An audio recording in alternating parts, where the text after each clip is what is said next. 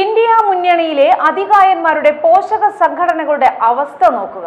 പാർലമെന്റിൽ മോദിജിയെയും അമിത്ഷായെയും ഒക്കെ അക്രമകാരികളെന്ന് നേതാവ് ആക്രോശിക്കുകയും സഹനേതാക്കന്മാർ അതിന് കൈയടിക്കുകയും ചെയ്യുന്ന ഏതാണ്ട് അതേ സമയത്ത് തന്നെയാണ് ഇവിടെ അണികൾ തമ്മിൽ തല്ലുകയും MLA ഉൾപ്പെടെ തല്ലുകൊള്ളുകയും ഒക്കെ ചെയ്യുന്നത്. ഇവരൊക്കെ ചേർന്നാണ് NDA തറപറ്റിക്കാനായി ഇറങ്ങിയിരിക്കുന്നത്.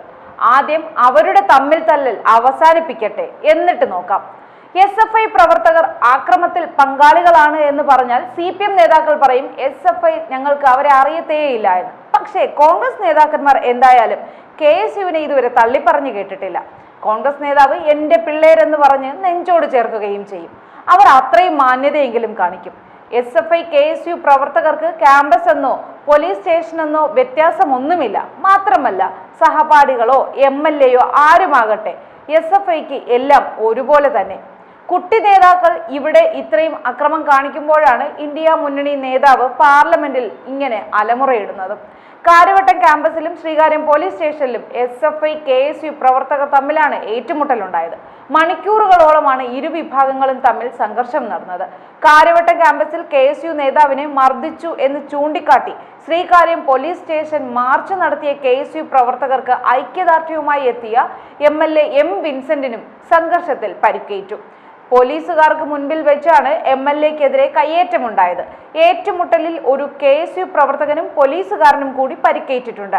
അർദ്ധരാത്രി KSU നടത്തിയ പോലീസ് സ്റ്റേഷൻ ഉപരോധം സംഘർഷത്തിൽ കലാശിക്കുകയായിരുന്നു. KSU ജില്ലാ ജനറൽ സെക്രട്ടറി സാൻജോസിനെ കാര്യവട്ടം ക്യാമ്പസിലെ മുറിയിലിട്ട് SFI മർദ്ദിച്ചു എന്നാരോപിച്ചായിരുന്നു KSU പ്രവർത്തകരുടെ ഉപരോധം. സംഭവത്തിൽ കുറ്റക്കാരായ SFI പ്രവർത്തകരെ അറസ്റ്റ് ചെയ്യണമെന്ന് ആവശ്യപ്പെട്ട് രാത്രി 11:30-ഓടെയാണ് KSU പ്രവർത്തകർ ശ്രീകാര്യം പോലീസ് സ്റ്റേഷൻ ഉപരോധിച്ചത്. ചാണ്ടി ഉമ്മൻ MLAയുടെ നേതൃത്വത്തിലായിരുന്നു സ്റ്റേഷനിൽ ഉപരോധ സമരം നടന്നത്. എന്നാൽ ഈ സമരത്തിനെതിരെ SFI രംഗത്ത് വരികയായിരുന്നു. KSUവിൻ്റേത് തട്ടിപ്പ് സമരമായിരുന്നുവെന്നവർ ആരോപിച്ചു. ഇതിനു പിന്നാലെ ശ്രീകാര്യം പോലീസ് സ്റ്റേഷനിലേക്ക് SFI പ്രവർത്തകരും കൂട്ടമായി എത്തുകയായിരുന്നു. ഇതോടെ അവിടെ വെച്ച് ഇരുവിഭാഗങ്ങളും തമ്മിൽ പോർവിളിയും ഒടുവിൽ അത് സംഘർഷത്തിൽ കലാശിക്കുകയുമായിരുന്നു. ഈ സമയമാണ് കോവളം MLA ആയ M വിൻസെന്റ് സ്ഥലത്തേക്ക് എത്തിയത്. കാറിൽ നിന്നിറങ്ങിയ വിൻസെന്റിനെ SFI പ്രവർത്തകർ കയ്യേറ്റം ചെയ്യുകയായിരുന്നു. ഇത് കാര്യങ്ങൾ കൂടുതൽ വഷളാക്കി. സ്റ്റേഷന് മുൻപിൽ നടന്ന കല്ലേറിൽ പരിക്കേറ്റ പോലീസുകാരനെ ഇതിനിടെ ആശുപത്രിയിൽ പ്രവേശിപ്പിക്കുകയും ചെയ്തു.